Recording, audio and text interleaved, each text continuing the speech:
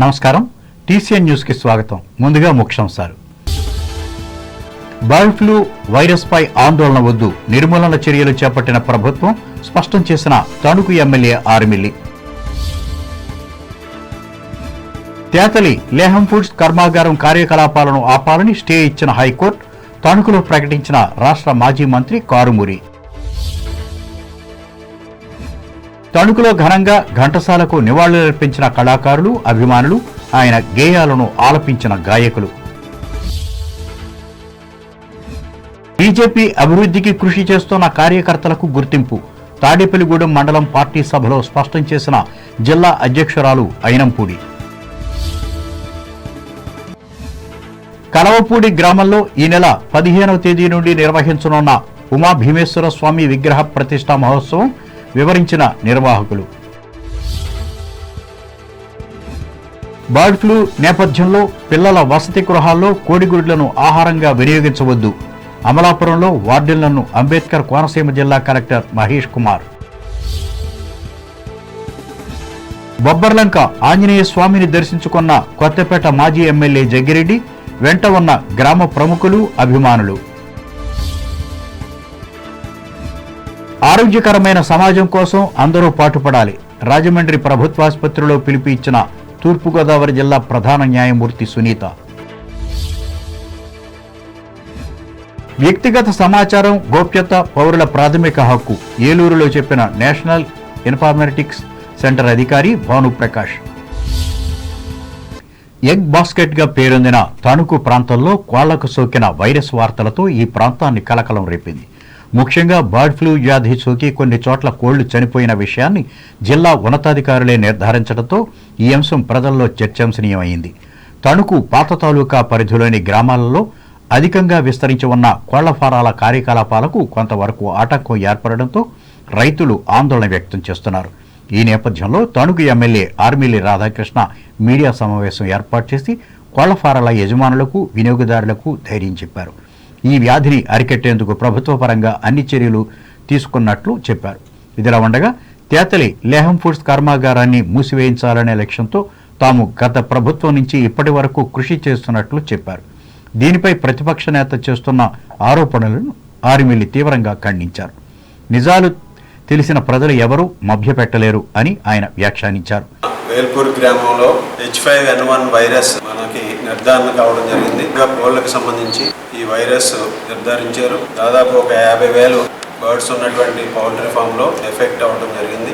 దీని వలన కిలోమీటర్ పరిధిలో ఉన్నటువంటి దాన్ని అన్ని కూడా రెడ్ జోన్ గా పరిగణించి తీసుకోవడం, అక్కడ ఉన్న బర్డ్స్ అన్నింటినీ కూడా ఆ ఫామ్ లోనే అలింగ్ చేసే విధంగా కూడా ఈరోజు చర్యలు తీసుకోవడం జరుగుతుంది. అలాగే 10 కిలోమీటర్ల పరిధిలో అన్ని కూడా అలర్ట్ గా అన్ని కూడా సర్వేలెన్స్ పెట్టి ఇప్పటికప్పుడు అక్కడ ఉన్నటువంటి పరిస్థితుల్ని సమీక్షిస్తూ అక్కడ మానిటరింగ్ పెట్టడం జరుగుతుంది. ఆ 10 కిలోమీటర్ల పరిధిలో అమ్మకాలు ఇవన్నీ కూడా బంద్ చేయడం జరుగుతుంది. దీనివల్ల చనిపోయినటువంటి కోళ్లు ఎవరో కూడా కూర వండుకోవడం కానీ ఇటువంటి చేయకూడదని చెప్పడం జరిగింది. కానీ ఈ రోజు చికెను తినొచ్చు, ఎగ్గు తినొచ్చు, బయట ఇబ్బంది లేదు దానివల్ల.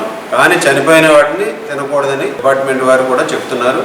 అది ప్రజలందరూ కూడా గమనించాలి. ఈ రోజు ఎక్కడైతే ఈ ఫామ్ ఏదైతే ఎఫెక్ట్ ఉందో దాన్ని 3 నెలల వరకు కూడా దాన్ని క్వారంటైన్ చేసి 3 నెలల తర్వాత మరలా అప్పుడు పరీక్షలు చేసి అప్పుడు కొత్త కోళ్ళను పెంచుకోవడానికి వాళ్ళకి పర్మిషన్ ఇవ్వడం జరుగుతుంది. ఈ విధంగా ఇది చాలా దురదృష్టకరం. ఈరోజు పౌల్ట్రీ ఫార్మర్స్ ఎవరైతే ఉన్నారో వారందరికీ కూడా అన్ని విధాలుగాను కూడా చర్యలు తీసుకుని ఇక్కడ ఎప్పటికప్పుడు వాళ్ళు అన్నీ కూడా శుభ్రపరచుకోవడం కానీ, అలాగే దానికి సంబంధించినటువంటి వ్యాక్సినేషను ఇవ్వడం కానీ ఇవన్నీ కూడా చర్యలు తీసుకోవాల్సిందిగా కోరటం జరిగింది. ఈరోజు ఎవరైతే ఫార్మర్ ఎవరైతే బాధితులుగా ఉన్నారో వారికి సంబంధించి ప్రభుత్వం నుంచి కూడా ఒక నష్టపరిహారం కూడా ఇవ్వడం జరుగుతుంది. ఈరోజు 6 వారాలు దాటినటువంటి గ్రోయర్స్ ఏదైతే ఉన్నాయో, లేయర్స్ ఉన్నాయో వాటికి 50 రూపాయలు ఒక బర్డ్కి ఇవ్వడం జరుగుతుంది. అలాగే గుడ్లు పెట్టే కోళ్ళు ఏదైతే యాక్టివ్ లేయర్స్ ఉన్నాయో వాటికి 140 రూపాయలు ఇవ్వడం జరుగుతుంది. అదేవిధంగా గుడ్లు ఏదైతే ఉన్నాయో ఈరోజు ఫామ్లో ఆ గుడ్లకి సంబంధించి 3 రూపాయలు, అలాగే ఫీడ్ ఏదైతే ఉందో ఆ ఫీడ్కి సంబంధించి కేజీకి 12 రూపాయలు కూడా ఇవ్వడం జరుగుతుంది. రైతులకి అన్ని విధాలుగాను కూడా ఈ ప్రభుత్వం సపోర్ట్ చేస్తుంది, వారికి అండగా నిలబడుతుందని ఈ సందర్భంగా అనంతరం పైడిపరుకు చెందిన కాసా శ్రీనివాస్ దీర్ఘకాలికంగా ఎదుర్కొంటున్న ఆరోగ్య సమస్య పరిష్కారానికి ఎమ్మెల్యే స్వయంగా వైద్య నిపుణులతో మాట్లాడి తిరుపతి ఆసుపత్రికి పంపించే ఏర్పాటు చేశారు. ఇందులో భాగంగా 20,000 రూపాయలు తన వంతు సహాయంగా బాధితునికి అందజేసి ఆదర్శంగా నిలిచారు. విలేకరుల సమావేశంలో మున్సిపల్ మాజీ వైస్ చైర్మన్ మంత్రిరావు వెంకటరత్నం, తెలుగుదేశం జిల్లా ఉపాధ్యక్షులు బసవ రామకృష్ణ, పట్టణ అధ్యక్షులు కలగర వెంకటకృష్ణ, ప్రధాన కార్యదర్శి ఓమి రాంబాబు, తణుకు ఇరగవరం మండల శాఖల అధ్యక్షులు పీతాని మోహన్, గోపిశెట్టి రామకృష్ణ, పార్టీ నాయకులు షేక్ సోరాసాహెబ్, తాతుపూడి మారుతీరావు, చదలవాడ నాని, జనసేన పట్టణ అధ్యక్షులు కొమ్మిరెడ్డి శ్రీనివాసులు పాల్గొన్నారు. కాగా పట్టభద్రుల ఎమ్మెల్సీ ఎన్నికలలో కూటమి తరఫున పోటీ చేస్తున్న పేరాబత్తుల రాజశేఖర్ను గెలిపించాలని కోరుతూ ఎమ్మెల్యే ఆర్మిల్లి రాధాకృష్ణ నియోజకవర్గ పరిధిలోని కోనాల, ముద్దాపురం, ఇరగవరం గ్రామాలలో మంగళవారం విస్తృతంగా పర్యటించి డిగ్రీ పూర్తి చేసిన వారిని కలుసుకున్నారు. కూటమి విజయం ద్వారా నిరుద్యోగులకు పూర్తిగా న్యాయం చేకూరగలదని కోరుకుంటూ మొదటి ఓటును వేసి గెలిపించాలని కోరారు. ఈయన వెంట తెలుగుదేశం, జనసేన, బీజేపీ నాయకులు, కార్యకర్తలు ఉన్నారు.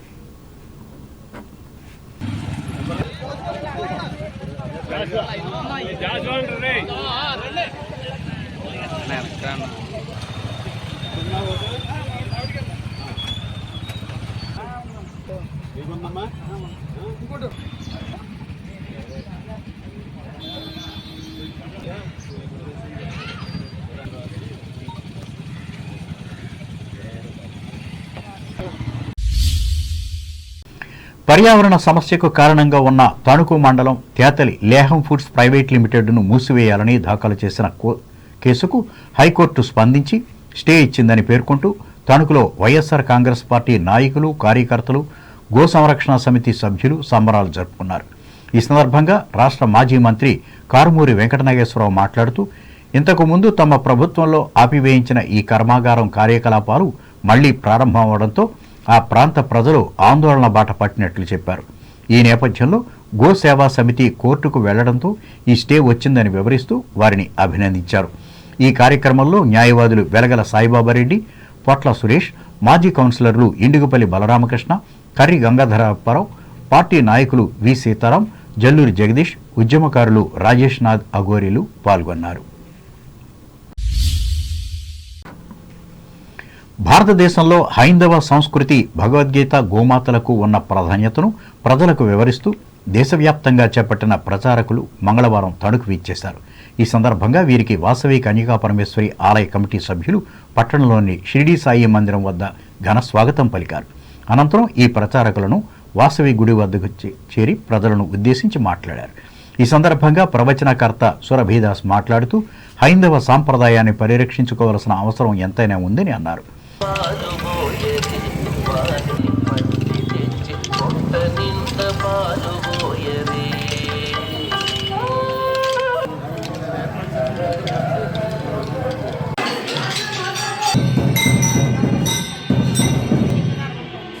స్కాంద పురాణంలో అంటే గోవులు నా ముందర ఉండాలి, గోవులు నా వెనకాతలు ఉండాలి, గోవులు నాకు ఇరుప్రక్కలా ఉండాలి, గోవులు నా చుట్టూతా ఉండాలి, గోవుల మధ్యనే నివసిస్తూ ఉండాలి అన్నాడు శ్రీకృష్ణ పరమాత్మ.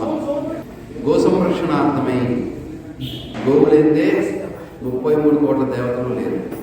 ఇక్కడ ఆవు, దూడ ఉందని భావన చేద్దాము. ఇక్కడ శ్రీకృష్ణుడు, అర్జునుడు ఉన్నానని అనుకుని ఈ ఆవు దూడకి ఏమిస్తుంది? పాలిస్తుంది. ఆ పాలు దేనికి బలం? దూడ శరీరానికి బలము. అట్లాగే ఇక్కడ ఆ కృష్ణుడు అర్జునుడికి ఏమిస్తున్నాడు? భగవద్గీత సారం. అంటే ఆ భగవద్గీత ఆత్మకు బలం. అట్లాగా మనందరం కూడా ఒత్తిళ్లలో ఉండిపోయాం. బాగా ప్రతి ఒక్కళ్ళ యొక్క ముఖంలో నవ్వు ఉండట్లేదు, సహజమైన నవ్వు ఉండట్లా. ఆ నవ్వు పోయింది, కోల్పోయాం మనం. మెసేజ్ కాదు, మిస్ ఏజ్లో ఉన్నాం మనం. చాలా మిస్ అయిపోతున్నాం ఈ ఏజ్లో. ఏంటి అంటే ఇప్పుడు పిల్లలకు కూడా అదే చేస్తున్నాం. నవ్వు అనేది లేదు, ఒత్తిళ్ళు లోనవుతున్నారు. అటువంటి ఒత్తిళ్ల నుంచి బయటపడడం కోసం భగవద్గీత శ్లోకాలు శ్రీకృష్ణ పరమాత్మ అర్జునుడికి చెప్తూ, అందులోనే ఆ శ్లోకాల్లోనే స్పీకింగ్ స్కిల్స్ ఉన్నాయి. మనుషులు ఎలా మాట్లాడితే బాగుంటుంది, అలాగా పర్సనాలిటీ మేనేజ్మెంట్ స్కిల్స్ ఉన్నాయి. మన గీత భగవద్గీత, మన గ్రంథం భగవద్ గ్రంథం. అటువంటి గ్రంథాన్ని మనం వదిలేసామని కూడా వదిలేసాము. కాబట్టి ఇటు గోవుని, ఇటు గ్రంథాన్ని మనం వదిలేసుకున్నాము. కాబట్టి మనకు మూలాలు ఉన్నాయి, మిగతా వాళ్ళకు మూలాలు లేవు. గ్రామాల్లో కూడా ఆ యొక్క గీతా మందిరాలు పూర్వక వైభవాన్ని మళ్ళీ తీసుకురావాలనే సంకల్పంతో ఆలయ అభివృద్ధి కమిటీ అధ్యక్షులు గమిని రాంబాబు అధ్యక్షతన ఈ కార్యక్రమంలో కార్యదర్శి మాజేటి కాశీ, వాసవి క్లబ్ అధ్యక్షులు తాడికొండ వెంకటేశ్వరరావు, వాసవి వనితా క్లబ్ సభ్యులు పాల్గొన్నారు. ప్రముఖ సినీ నేపథ్య గాయకులు ఘంటసాల వెంకటేశ్వరరావు వర్ధంతిని కళాకారులు, అభిమానులు మంగళవారం ఘనంగా నిర్వహించి నివాళులర్పించారు. ఇందులో భాగంగా ఎన్టీఆర్ పార్కు వద్ద ఉన్న ఆయన విగ్రహాన్ని గతంలో సొంత నిధులతో నెలకొల్పిన దాతలు వావిలాల వెంకటరమేష్, సరళాదేవి దంపతులు పూలమాలలు వేసి అంజలి ఘటించారు. ఈ సందర్భంగా ప్రముఖ గాయకులు ఆకుమర్తి రాజు, చివటం సుబ్బారావు, బీసీ సంఘం రాష్ట్ర ఉపాధ్యక్షులు కడియాల సూర్యనారాయణలు ఘంటసాల గేయాలను ఆలపించి ఆయన గొప్పతనాన్ని చాటి చెప్పారు. ఈ కార్యక్రమంలో వివిధ రంగాలకు చెందిన వావిలాల పవన్ కుమార్, ఎం విజయ్ కుమార్, ఏ భాస్కర్, కె శేఖర్, కె శ్యామల, ఎం ఉమాజ్యోతి, కె సుబ్బలక్ష్మిలు పాల్గొన్నారు.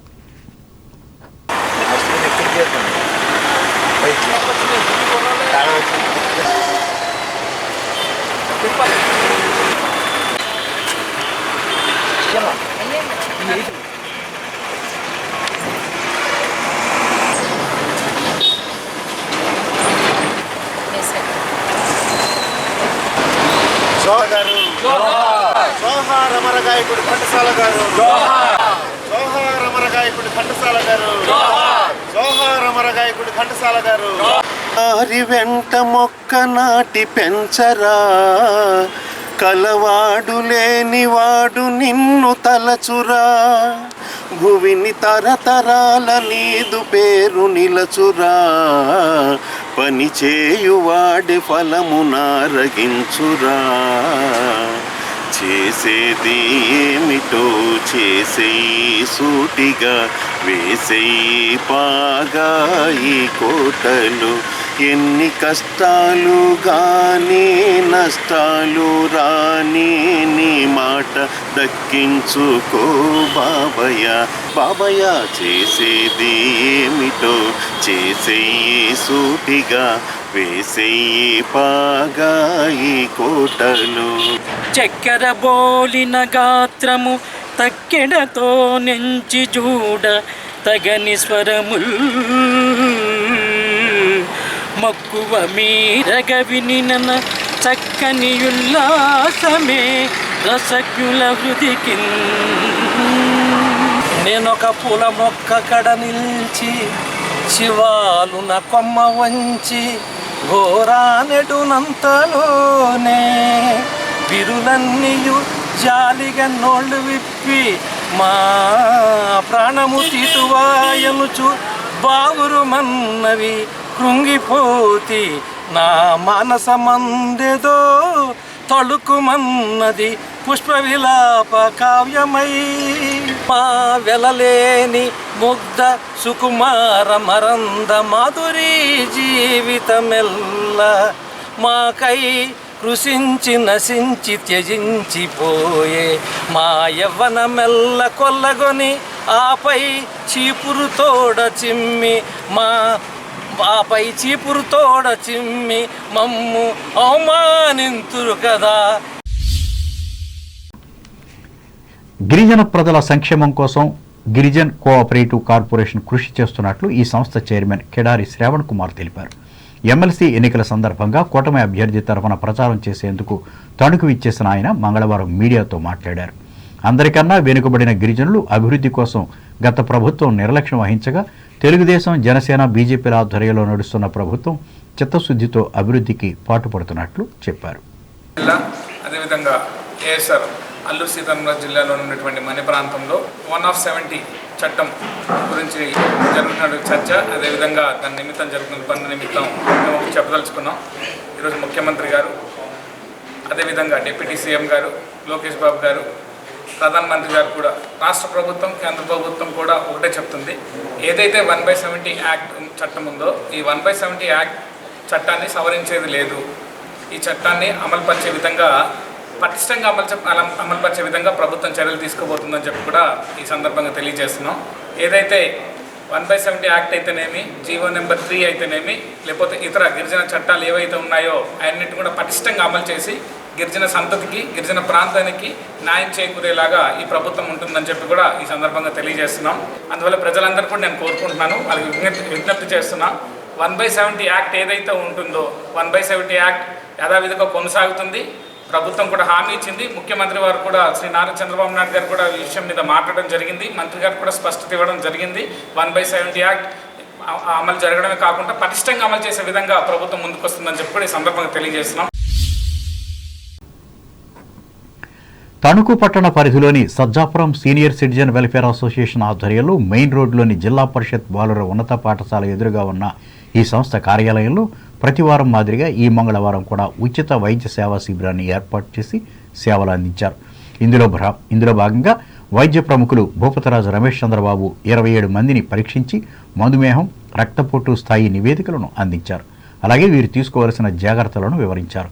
అసోసియేషన్ అధ్యక్షులు ఈదర ప్రసాదరావు అధ్యక్షతన జరిగిన ఈ సేవా కార్యక్రమాన్ని జిల్లా అధ్యక్షులు అడ్డాల సత్యనారాయణ పర్యవేక్షించగా స్థానిక శాఖ ఉపాధ్యక్షులు ద్వారంపూడి బాపిరెడ్డి, కార్యదర్శి కోసూరి గాంధీ, సభ్యులు ఇవటూరి లక్ష్మణరావు, చేబ్రోలు సాధులు సహకరించారు. ఇప్పుడు వాణిజ్య ప్రకటనలు.